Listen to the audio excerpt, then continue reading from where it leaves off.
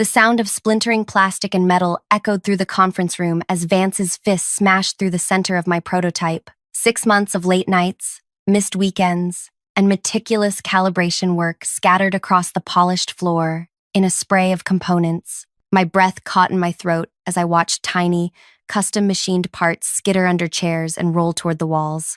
"This is garbage," Vance announced, his voice cutting through the shocked silence. He turned toward the woman seated at the head of the table, instantly shifting into the smooth, practiced charm I'd watched him deploy countless times. "We'll start over with a real team." My legs felt weak beneath me as I stared at the destruction. That prototype represented everything. My vision for mechanical adaptive technology that worked without electricity. My answer to global accessibility problems. My future. And now it lay in pieces, deliberately destroyed in front of the one person who could have championed it. The client, Adira, hadn't spoken much during my presentation. Now she studied the scattered remains with an expression I couldn't read. Her eyes, sharp and assessing, moved from the broken prototype to Vance's satisfied smirk, then finally to my face. "Can I have your contact?" she asked quietly, her voice steady. The request caught me off guard. I fumbled in my pocket for my personal business card,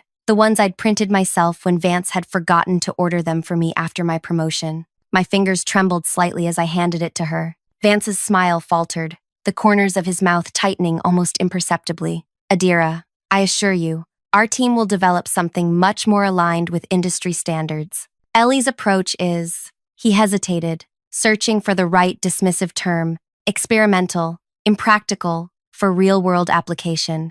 Adira pocketed my card without acknowledging his comment. "Thank you for your time today. I'll be in touch about next steps." Her words were professional, non-committal, directed at everyone and no one. As the meeting dispersed, I knelt on the floor, gathering the salvageable pieces of my work. Each component felt like a small wound in my hand. The titanium joint connectors I'd designed to withstand extreme conditions. The pressure-adaptive hinges that required no electrical components. The weight-distributing frame that could be repaired with basic tools available anywhere in the world. "Leave it," Vance said, standing over me once the clients had left. "Maintenance will clean up." I looked up at him, my vision blurring slightly. "These are custom parts. Parts for a project that's officially terminated," he replied, checking his watch. The design review committee agreed with my assessment. "We're moving forward with the standard electronic framework." "You never submitted my full documentation to the committee," I said, the realization washing over me.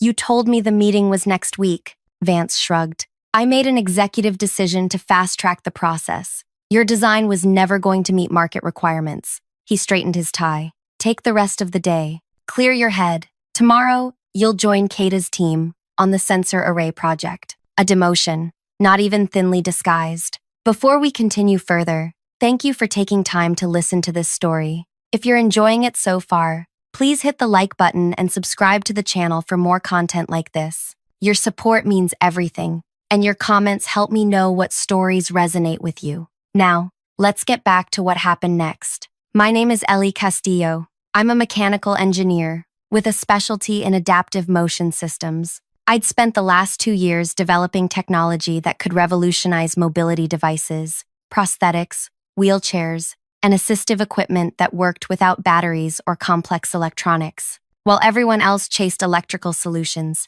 I focused on mechanical innovations that would be more reliable, infinitely more affordable, and accessible globally. I joined the company straight out of graduate school, attracted by their mission statement about engineering solutions for underserved communities. I believed in that purpose with every fiber of my being. My mother had spent her career as a rural healthcare provider in regions where power outages were common. I'd grown up watching people struggle when their medical devices failed due to power issues, problems that could be solved with better mechanical design. For 18 months, my ideas had been systematically sidelined. Vance had arrived as our new division head and immediately established himself as someone who valued flash over function. He preferred solutions that looked impressive in boardroom presentations. Sleek, electronic, modern. The fact that such devices became useless paperweights without consistent power access was, in his view, a distribution problem, not a design problem. 3 days after that disastrous meeting,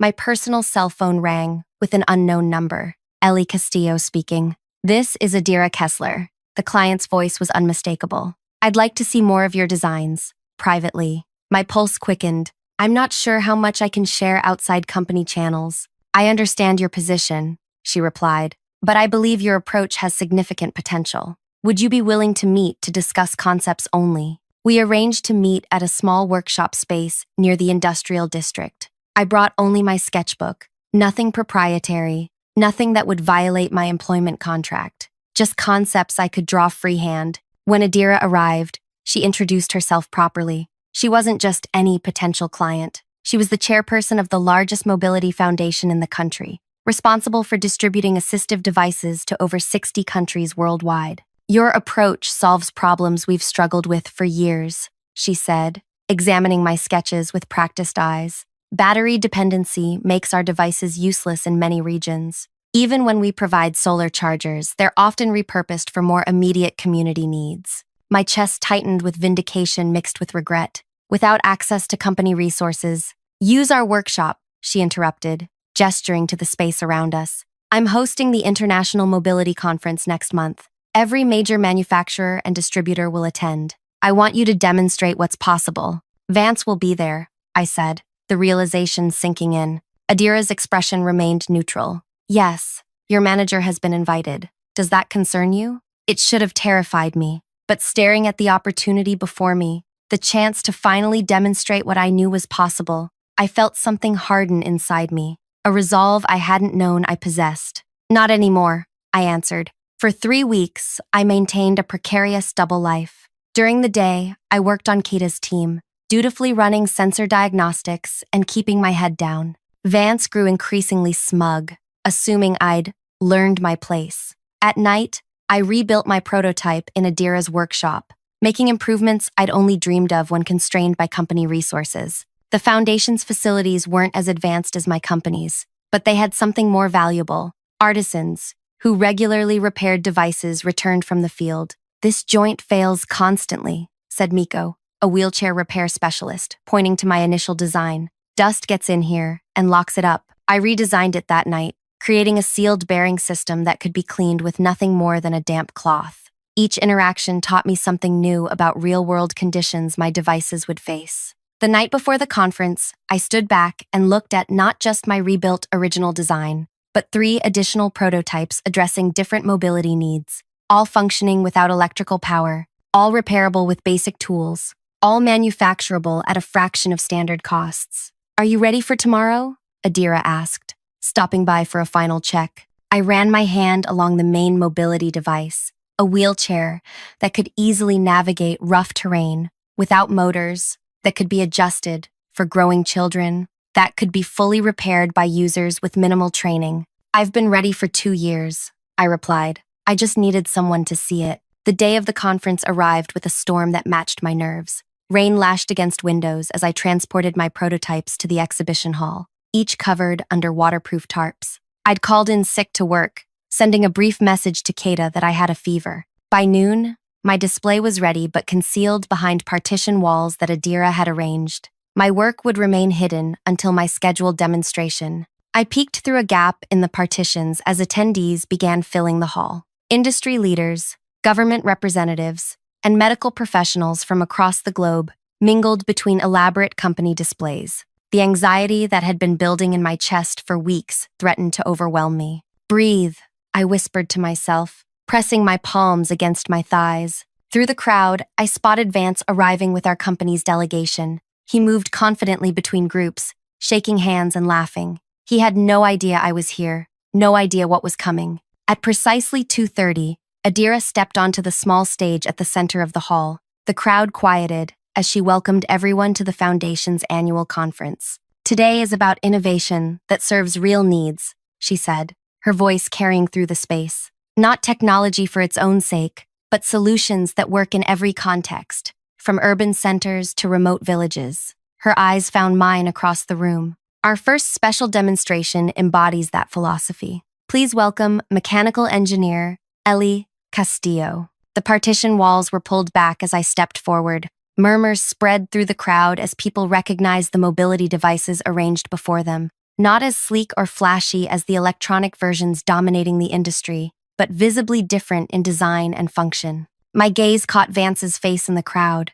the shock, the confusion, the dawning horror as he recognized me, and the implications of my presence. I savored that expression for one heartbeat before turning my attention to the wider audience. These devices address different mobility needs, I began, my voice steadier than I'd expected, but they share core principles. They function without electrical power, they can be maintained with basic tools, and they can be manufactured at a fraction of standard costs. I moved to the first prototype, the wheelchair with my adaptive terrain system. This design reduces production expenses by 60% while increasing durability by 300%, I explained, demonstrating how the mechanical system adjusted automatically to different surfaces. I invited an attendee to test it over a sample of rough terrain we'd installed. It can be maintained indefinitely in areas without consistent power or specialized technicians. Questions erupted from the crowd. I answered each one methodically,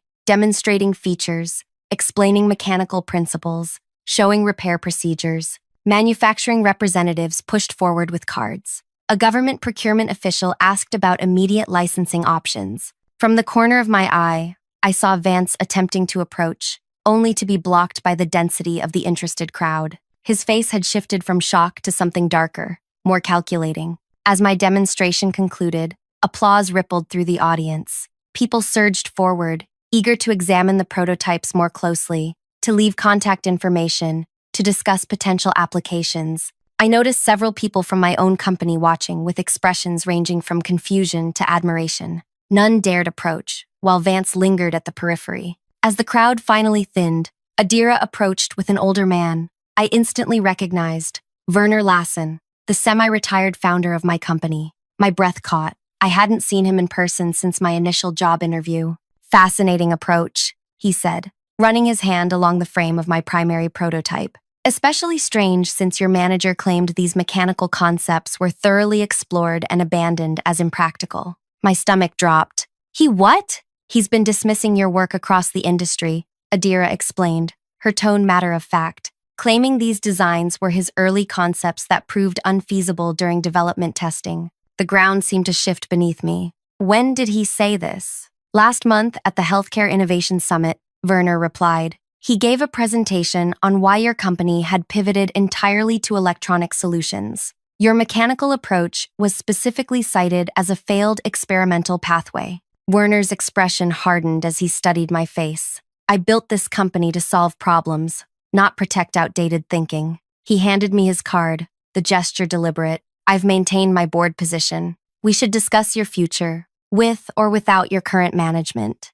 As they moved away, allowing other interested parties to approach, I caught sight of Vance watching from a distance. His earlier confidence had evaporated. He turned and pushed his way toward the exit. That evening, I returned to my apartment physically and emotionally drained. The day had been a vindication I'd barely allowed myself to imagine. My phone had been buzzing continuously with messages from colleagues who'd been at the conference or heard about it secondhand. I ignored them all, needing space to process what had happened. Just after midnight, my phone lit up with Vance's name. I watched it ring, then fall silent, only to start again immediately. After the 5th consecutive call, I finally answered. "Hello, Vance. What the hell were you thinking?" His voice was tight, controlled anger, vibrating beneath each word. "You violated every confidentiality clause in your contract today." "I didn't present company property," I replied calmly. "Every prototype at that demonstration was built with my own hands,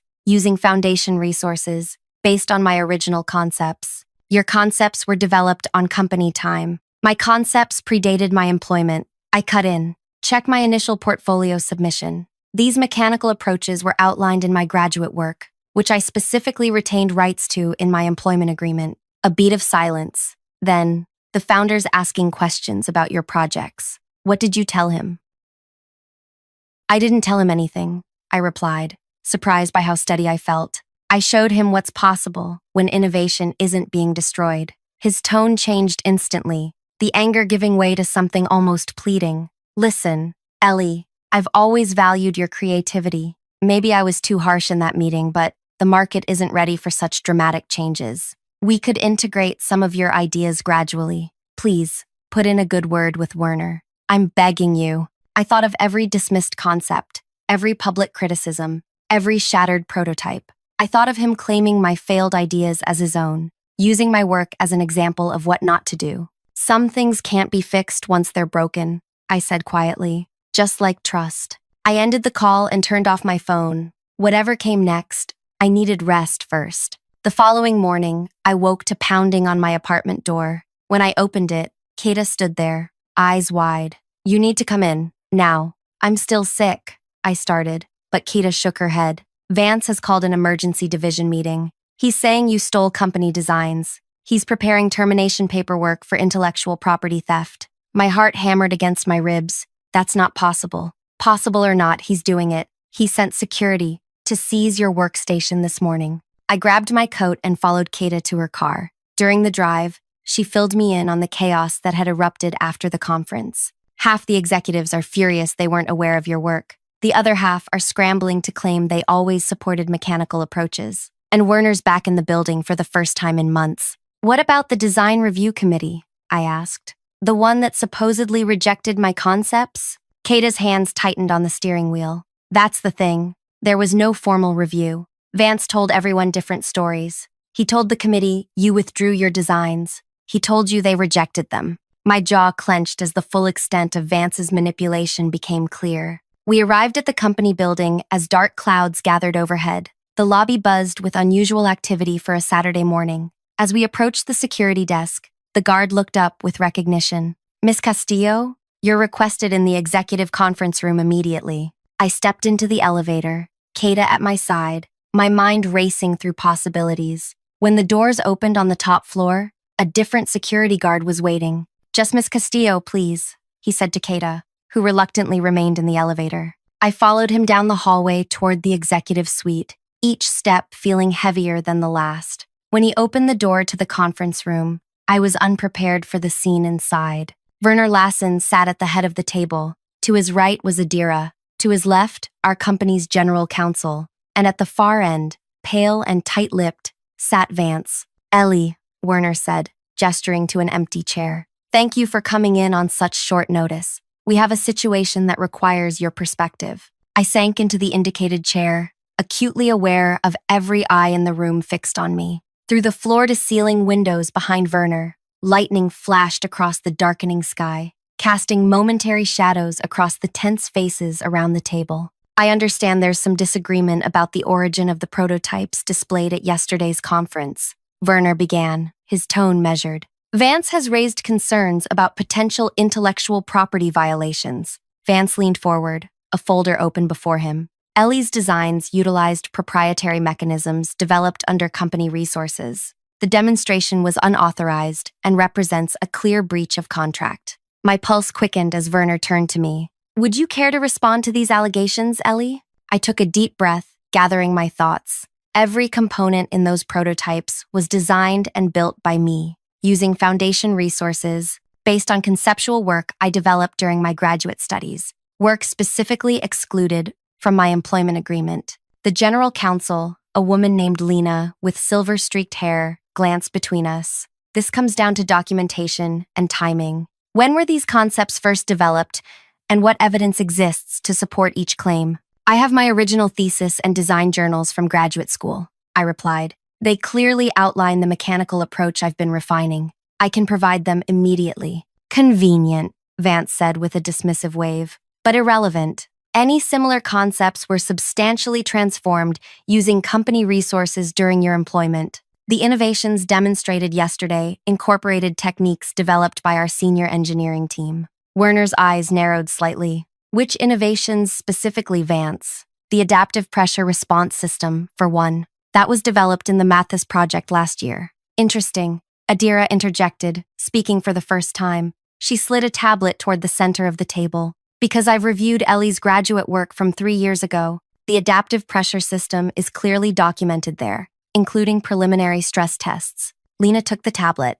scrolling through the displayed documents with practiced efficiency. Her expression remained neutral, but I noticed her eyebrows lift slightly. "There's something else we should address," Werner said, turning to Vance. "The presentation you gave at the Healthcare Innovation Summit last month. You specifically cited mechanical mobility solutions as a failed approach that your team had explored and abandoned. Color drained from Vance's face. I was summarizing the company's strategic direction. You presented Ellie's work as your own failed experiment, Werner corrected, his voice hardening. You claimed to have personally determined that mechanical adaptations were insufficient for modern needs. I never claimed personal. I have the presentation slides and transcript, Lena interrupted, tapping her own tablet. You repeatedly used phrases like, my team's initial exploration, and my early designs when referring to mechanical concepts that match Ellie's work. Rain began to pelt against the windows as silence fell over the room. I watched Vance's expression shift, calculation replacing defensiveness as he reassessed his position. There appears to be some unfortunate miscommunication, he finally said, his voice regaining some of its smooth confidence. In the pressure of presentation environments, attribution sometimes becomes simplified. My intent was never to claim. This wasn't a one-time miscommunication, I said quietly, finding my voice. You've been systematically undermining my work for nearly 2 years. Werner turned to me. Can you elaborate? The moment stretched between us, the culmination of months of frustration, doubt, and determination. I had spent so long being dismissed that speaking truth to power felt almost foreign. From the beginning, Vance has redirected resources away from my projects, excluded me from key meetings, and misrepresented my progress to leadership, I said, my voice growing steadier with each word. When I completed the prototype, despite these obstacles, he physically destroyed it in front of our most important potential client. Adira nodded. I witnessed that destruction firsthand. It was enlightening. These are serious allegations, Lena noted. Do you have supporting evidence beyond your word against his? Ask any junior engineer in the division about project reassignments, I suggested, or examine resource allocation reports for the past 18 months. The pattern is consistent and documentable. Vance's jaw tightened. This is absurd. We're allowing personal grievances to distract from the fundamental issue of contract violation. Actually, Werner said, I believe we're uncovering something far more concerning than a potential contract dispute. He turned to Adira. You mentioned the foundation provided resources for Ellie's recent work. May I ask why? Adira's calm gaze swept the room. Because her approach solves critical problems for users in developing regions. The foundation exists to support innovations that serve neglected populations. After witnessing both Ellie's vision and the company's apparent disinterest, I made a strategic decision to provide alternative development pathways. Werner nodded slowly, then turned to Vance. You were hired to expand our impact in underserved markets, to identify and nurture innovations that align with our founding mission. Instead, it appears you've actively suppressed exactly the kind of work we should be championing. The market demands electronic solutions, Vance insisted. Investors expect modern approaches. The market is not homogeneous.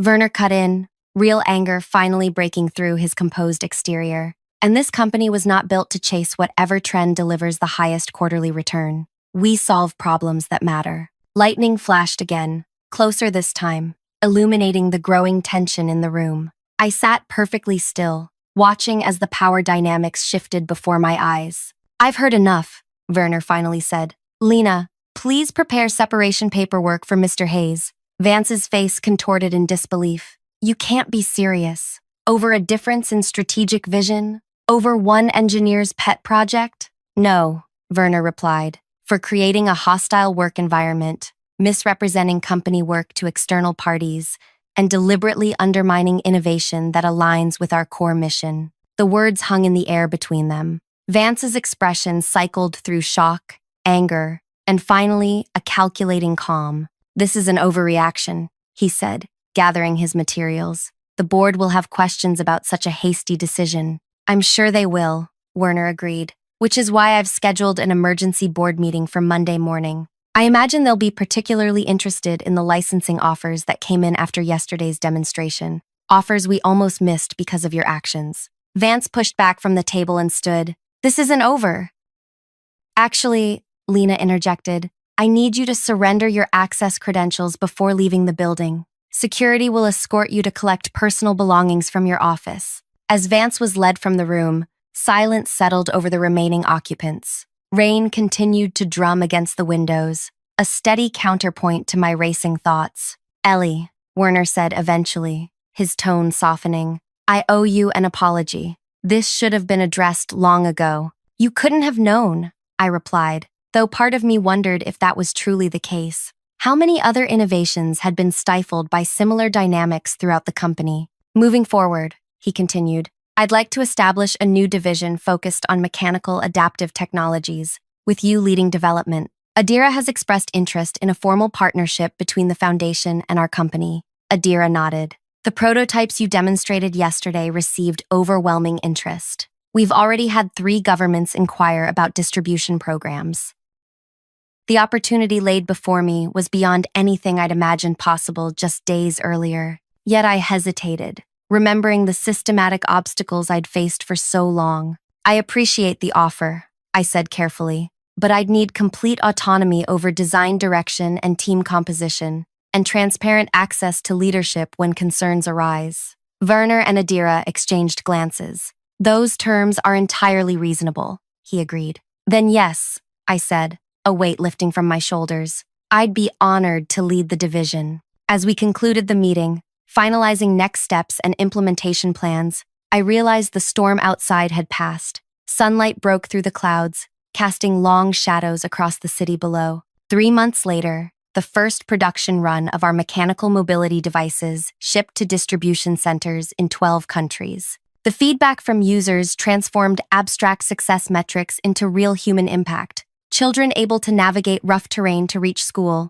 adults maintaining independence despite unreliable power infrastructure, communities developing local repair expertise that created new economic opportunities. Vance found a position with a competitor, though industry whispers suggested his reputation had suffered lasting damage. Werner remained actively involved in our division, his original passion for problem-solving seemingly reignited by our work. As for me, I found something I hadn't expected in the aftermath of that confrontation. Not just professional validation or career advancement, but a profound sense of purpose fulfilled. The devices we created weren't just products, they were possibilities, expanding what was accessible to people who had long been overlooked by innovation. Sometimes the most effective revenge isn't about destruction, it's about creation, building something so undeniably valuable that those who tried to diminish you must confront the smallness of their vision. Success that speaks for itself needs no additional vindication. Thank you so much for staying with me through this entire story. If it resonated with you, please hit that like button and consider subscribing for more stories about resilience, professional growth, and finding your voice. Drop a comment letting me know what you thought, or if you've ever had to stand up for your work against someone who tried to diminish it. Your experiences matter, and this community grows stronger when we share them. Until next time, remember that your vision deserves to be seen, your voice deserves to be heard, and sometimes the best revenge is simply showing the world what you're capable of creating.